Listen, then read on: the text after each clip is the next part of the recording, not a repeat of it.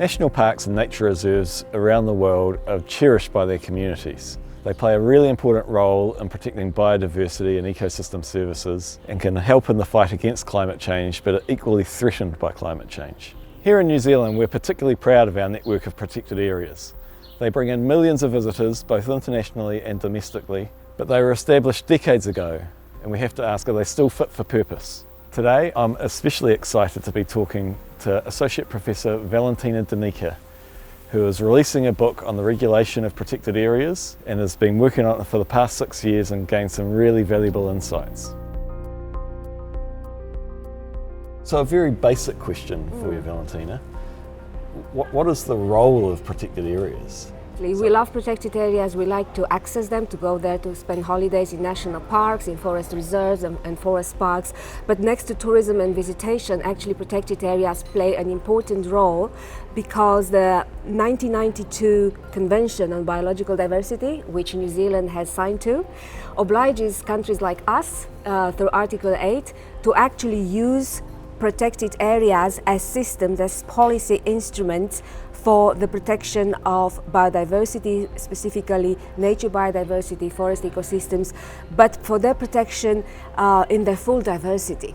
In New Zealand, I know we've got a reputation as having a big percentage of our land area protected through national parks and the like. Often internationally, New Zealand is given as an example of a country dealing well with protected areas because of this 30%.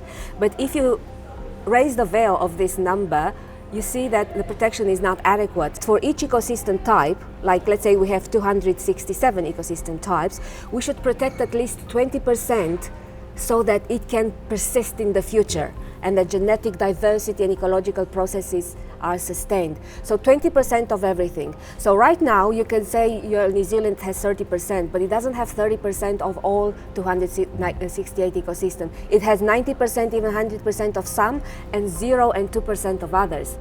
Having understood a bit more about the purpose of nature reserves, Valentina offered to help illustrate what she means by adequate ecosystem protection. But before getting to that, I wanted to learn more about the origins of our national parks and nature reserves, and why we're not always protecting the right areas. So Valentina, you're obviously interested in what the future of our protected areas are going to look like. Looking back at the history of how we've come to where we are now is obviously really important. So could you talk to us a bit about how our national parks came to be and the kind of history of their development? If you look at the history, many designations, specifically for national parks, have been based on non-ecological considerations. Especially people looked at the scenic and the landscape quality of the areas. And perhaps most importantly, they had to be not only suitable for tourism, but they had to be useless for agriculture, urban development and industrial development areas. The leftover land that no one else wanted. Exactly, the leftover land, the worthless lands. And if you look at this map, we see the distribution of national parks and you see a strong overlap with alpine areas. And interestingly, if you look at this map, you see here the distribution of one of the 5 types of beaches in New Zealand. This is a mountainous beach, and you see how strongly it overlaps with the national parks. So we end up with an overrepresentation of certain ecosystems and an underrepresentation of other ecosystems. Particularly, I'm concerned with wetlands. We have destroyed much of them, and what is left is largely outside protected area systems. So the challenge for us is to dramatically increase the ecological representativeness of our protected systems and national parks.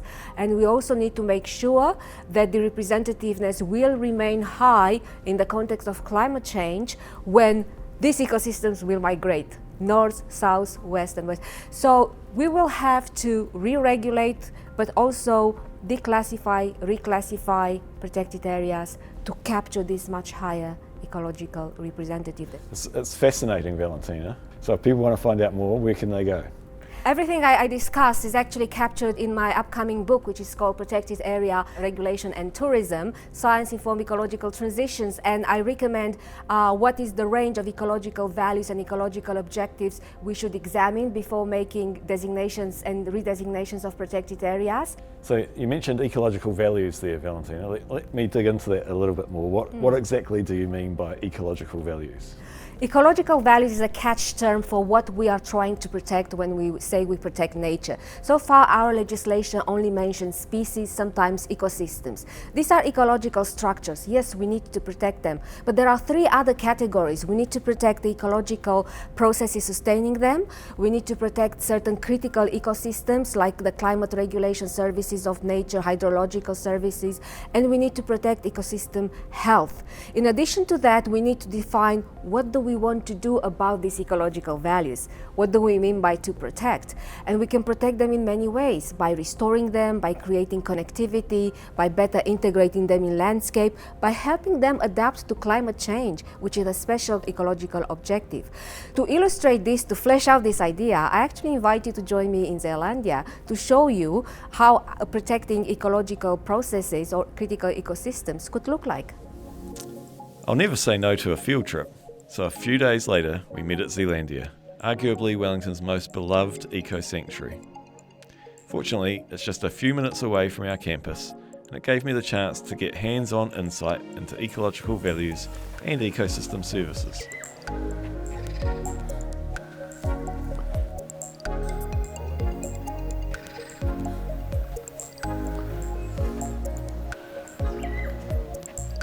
Great. So, Valentina, you've spoken about how we need to be making more of an effort to preserve a wider range of ecosystems. Can you give us an example of exactly what that might look like? Absolutely. So the New Zealand legislation, just like the law around the world, is actually biased in favor of vertebrates. We love our birds in New Zealand. Absolutely.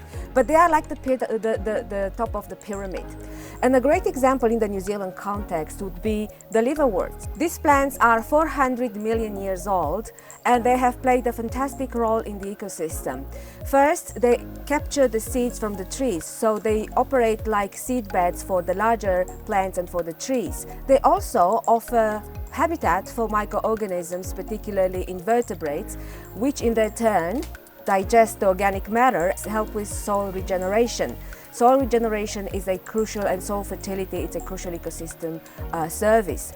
In addition, as you might see, that water is dripping, they absorb water, they play an important role in hydrological cycles and also in providing land stability and protecting against land erosion. So these are ecological processes and ecosystem services which are currently not recognized in the New Zealand legislation. So we need a transition towards protecting also the nature that sustains the birds and the animals that we love.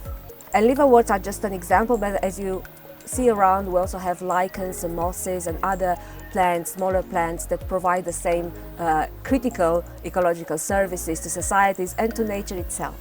So that seemed to make sense.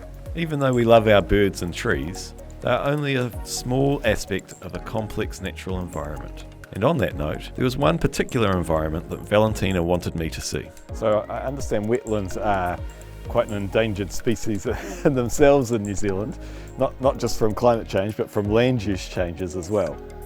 And so going forward into the future, if you were changing the way we regulated our protected areas, what changes would you like to see to make sure that we're getting best value out of our protected areas?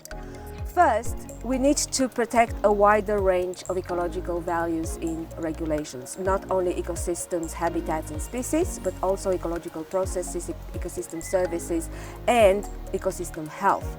After that, we need to specify what are the ecological objectives or the actions in relation to these values. For example, here in ZEALANDIA, we are promoting the objective of ecological restoration.